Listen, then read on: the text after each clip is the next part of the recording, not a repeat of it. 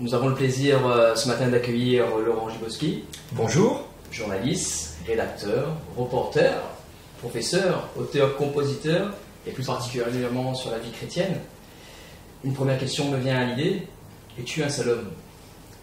Ah, ça c'est une belle question. C'est la première fois qu'on me pose une question pareille.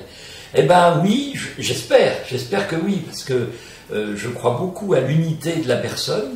Et c'est vrai que j'ai pas mal de cordes à mon arc, c'est vrai que je suis à la fois journaliste, chanteur, j'ai été enseignant, j'écris des livres, etc. Et qu'on pourrait penser que voilà, il y a plusieurs bonhommes, mais j'espère qu'il n'y en a qu'un, et que ce qui me réunit, ce qui unit ma vie et mon cœur, c'est ma foi, voilà. Et tout ce que j'ai fait depuis, ça fait 35 ans que je chante, ça fait 35 ans que je suis auteur-compositeur et interprète aussi, parce que j'anime beaucoup de rassemblements, je donne des concerts, et j'anime des pèlerinages aussi, voilà. Et je crois que ce qui me motive dans toutes les actions et dans tous les métiers que j'ai pu exercer parallèlement, c'est vraiment de témoigner de ce qui m'habite, de ce qu'il y a au plus profond de moi, et notamment de ma foi chrétienne. Voilà, c'est ça. Peut-on dire que tu as eu cette grâce d'être omniprésent, partout, présent partout à la fois? Alors, je ne sais pas si je suis omniprésent, je n'irai pas jusque-là, mais j'ai cette grâce, en tous les cas, j'ai reçu, le Seigneur m'a donné beaucoup de dons. Parmi ces dons, il y a celui de la musique et de la création musicale, mais il y a aussi le fait que je suis quelqu'un de très actif, très actif, très relationnel, et que j'aime, c'est ça aussi que j'aime dans la musique ou dans le journalisme, parce que voilà l'un des points communs, c'est de nouer des liens, de nouer des relations, de rencontrer, de vivre des rencontres, et donc j'ai une certaine énergie, voilà, que le Seigneur m'a donnée, et ça me permet de travailler, d'œuvrer sur des terrains très différents. Voilà. J'ai cru entendre que tu es, toi, persuadé que la chanson et la louange peut changer le monde et peut percuter les cœurs. Ouais. Quelle est cette grâce que cela peut apporter au peuple rayonné? Et est-ce que tu as déjà ressenti sur notre caillou cette vraie conversion des cœurs? Moi, ce que je ressens au jour le jour, quand je suis en tournée, comme c'est le cas en ce moment, moi, ce que je ressens, c'est qu'il y a une vraie envie de chanter Dieu, mais même de chanter tout court, et que ces chants, les chants ouvrent le cœur, je dis toujours que de chanter, c'est pas un acte anodin, c'est pas une activité comme ça.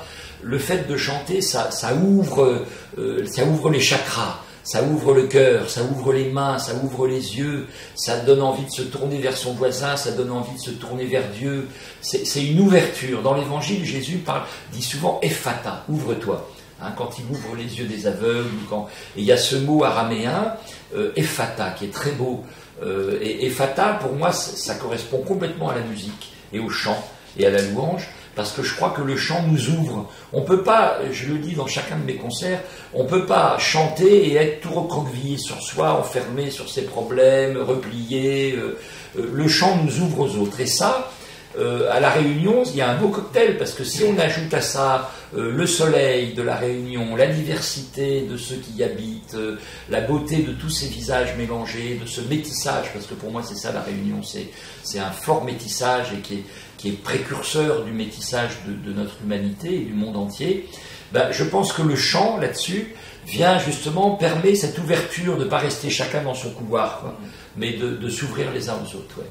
Tu as un répertoire de chansons religieuses, tu es l'un des rares artistes à se situer vraiment dans cette frontière, de ce carrefour de la liturgie et de la louange. Ouais. Une chanson me vient à la tête, « Donne-moi seulement d'aimer »,« Donne-moi ton regard ». Toi, aujourd'hui, quelle est ta sensibilité réellement? Alors moi, je ne sais pas comment je pourrais qualifier ma sensibilité.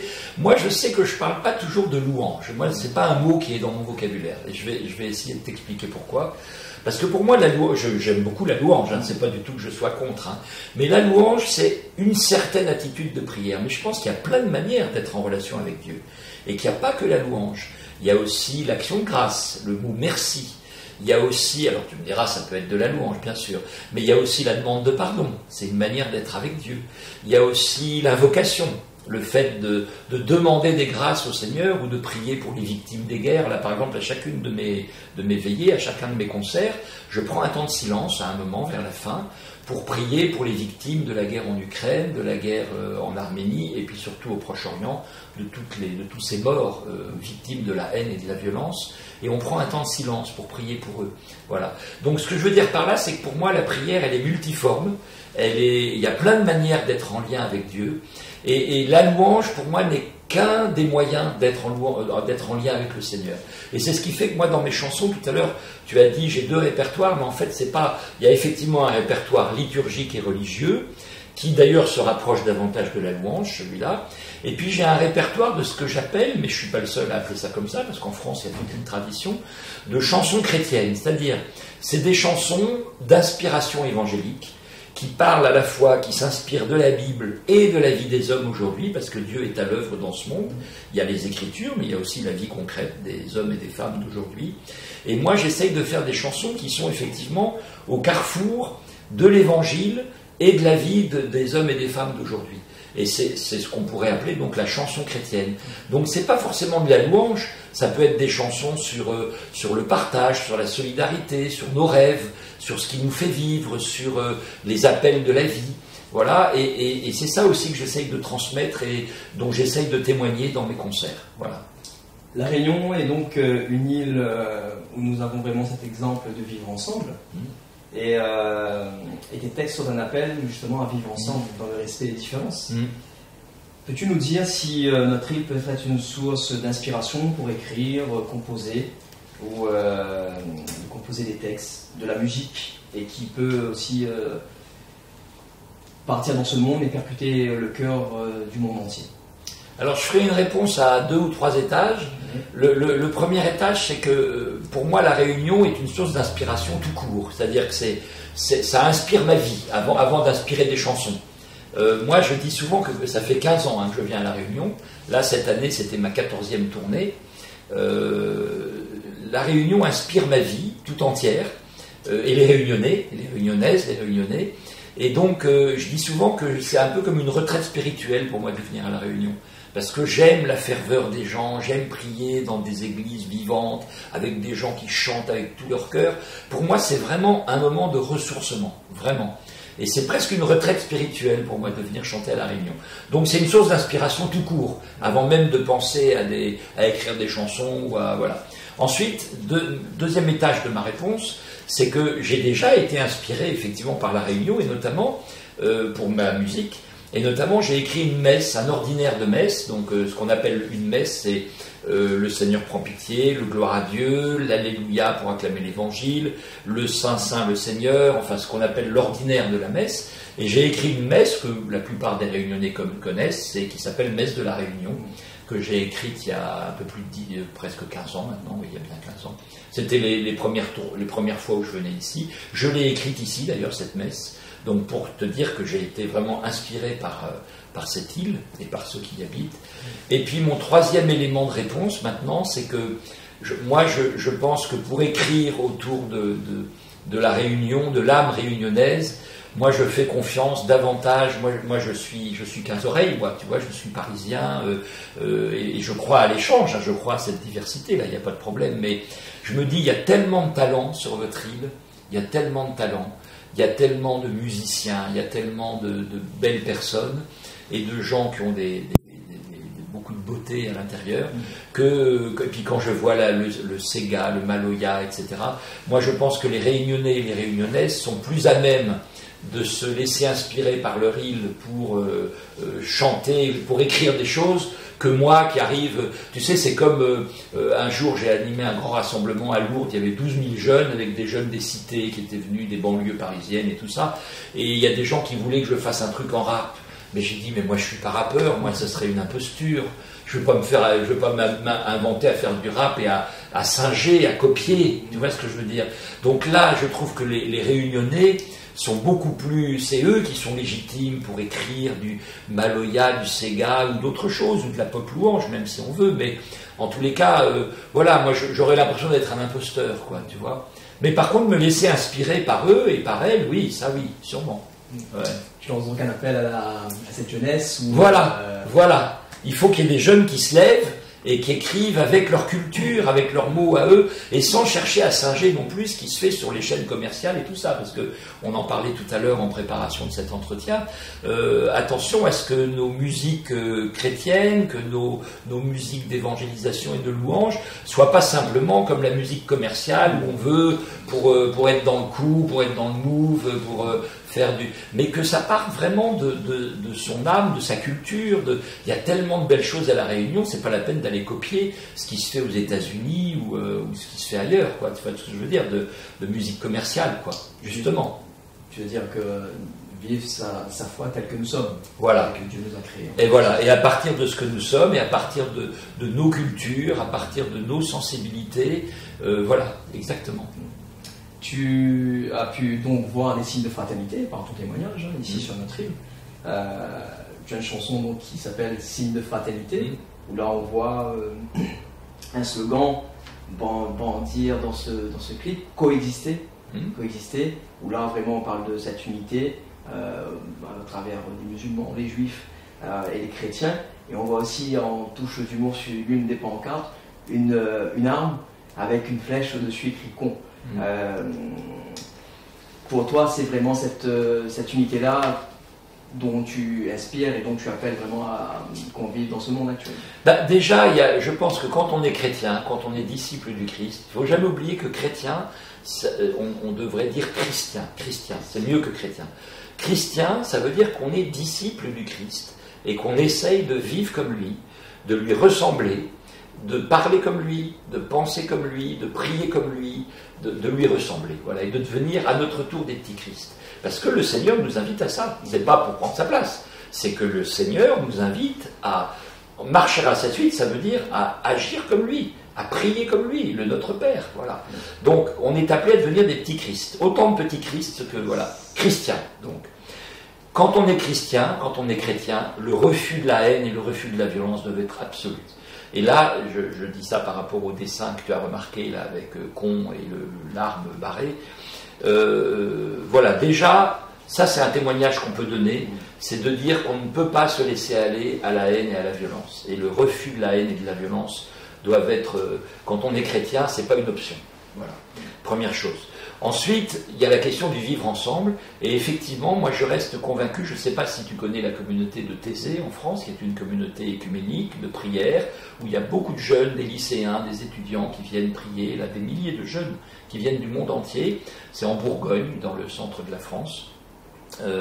Et à Thésée, il y avait frère Roger, qui est le fondateur de cette communauté, et qui disait la vocation du chrétien, c'est de réconcilier la famille humaine. C'est-à-dire, nous n'avons qu'un seul Père, et Dieu n'est pas que le Père des croyants, il n'est pas que le Père des catholiques, il n'est pas que le Père des chrétiens. Dieu est le Père de toute l'humanité. On est bien d'accord, qu'on soit baptisé, pas baptisé. C'est notre foi, c'est que Dieu est le Père de tous les hommes, des femmes, des enfants. Il est le Père de l'humanité, et il ne veut, comme il n'y a qu'un seul Dieu, il ne veut qu'une seule famille humaine. Une seule famille humaine. Et que, pour moi, je le ressens très fort, ma vocation chrétienne, moi je la vis comme ça, et je trouve que ça devrait être la vocation de tous les chrétiens, c'est de tout faire pour unifier l'humanité. Après, il y en a qui vont rencontrer le Christ, il y en a qui ne vont pas le rencontrer. Il y a des catholiques qui ont rencontré le Christ, il y a des catholiques qui ne l'ont pas rencontré. Il y a des musulmans qui peuvent parfois avoir rencontré le Christ et qui ne sont pas baptisés, voilà, et il y a des gens baptisés qui n'ont pas rencontré le Christ. Voilà, donc ça c'est autre chose. Voilà, mais en tous les cas, une fois qu'on a découvert la joie de croire et de suivre le Christ, notre mission n'est pas de diviser l'humanité, notre mission est de l'unifier, de tout faire pour rassembler les hommes et les femmes, quelles que soient leurs convictions, leurs religions, et même les athées. Tu as cité les musulmans, les juifs, les chrétiens, mais les athées, les bouddhistes, de se rappeler que le Seigneur veut faire de nous des frères et des sœurs. Voilà. Il y a toujours un seul chemin. Alors, je ne sais pas s'il y a un seul chemin. Il y a toujours un chemin, voilà. C'est pas forcément un seul chemin, voilà. Et aujourd'hui, c'est une de tes chansons qui est d'autant plus d'actualité. Face à la violence dans le monde. Comme la parole est vivante, peux-tu dire que la louange est aussi vivante et qu'elle peut traverser le temps et apporter une réponse à une situation bien précise dans nos vies? Alors moi, ce que je dirais, c'est que c'est l'espérance qui peut apporter cette réponse à nos vies. C'est-à-dire que quand tout paraît foutu, quand tout est noir, en ce moment, le monde, c'est quand même, on est quand même dans un monde... voilà, il y a la guerre partout, il y a le réchauffement climatique, il ne faut pas se faire l'autruche.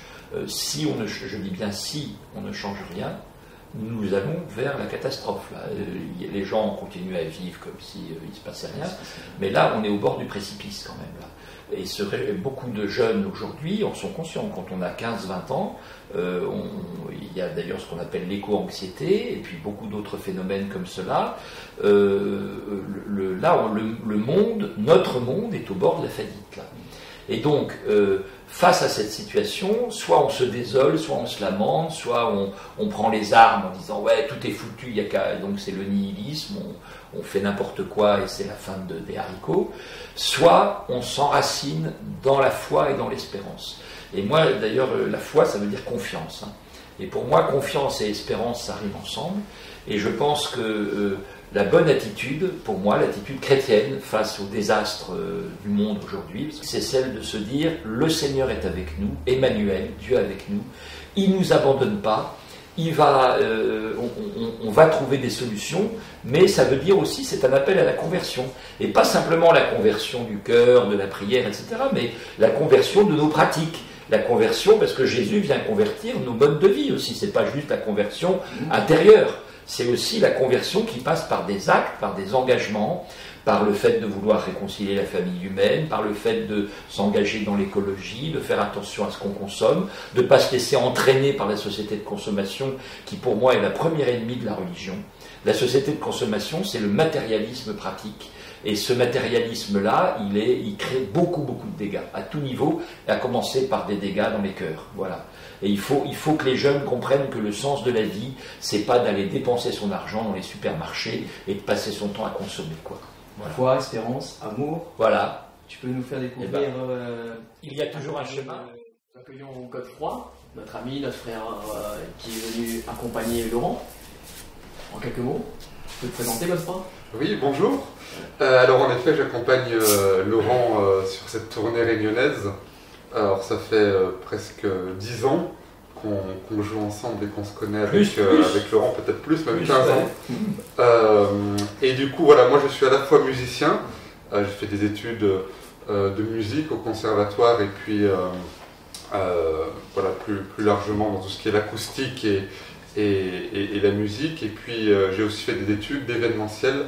Et là, je suis en train de lancer une structure de conseil et d'accompagnement d'événements au service de l'Église, au service des projets voilà, de l'Église, tout ce qui est conférences, concerts, soirées de louanges, et puis plus largement au service de structures et de collectivités qui ont besoin de faire des projets porteurs de sens, tout en créant des synergies et une aventure collective.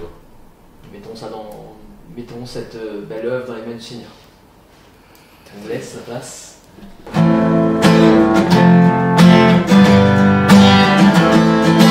Fais briller ta vie, tu seras un signe pour tes frères. Fais briller ta vie, tu seras lumière sur la terre. Fais briller ta vie, tu seras un signe pour tes frères. Fais briller ta vie, sera lumière sur la terre. Partage ton pain avec celui qui a faim. Accueille chez toi le malheureux.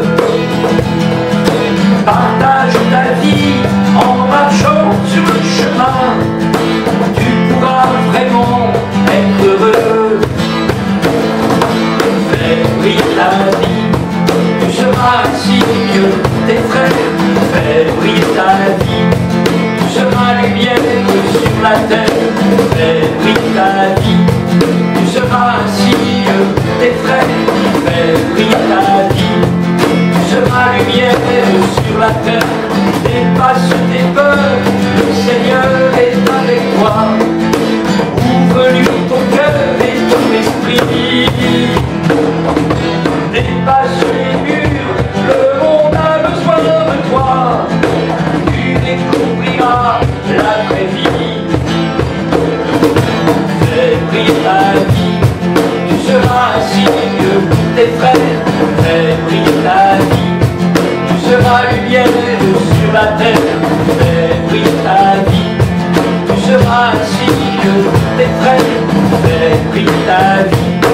Tu seras lumière sur la terre, écoute la voix de Jésus ressuscité. Laisse-toi guider par son amour. Écoute le cri des petits, des mal-aimés. Tu seras vivant toujours. Fais briller ta vie. Tu seras ainsi que tes frères. Fais briller ta vie. Tu seras lumière sur la terre. Fais briller ta vie. Tu seras ainsi que tes frères. Fais briller ta vie. Tu seras lumière sur la terre.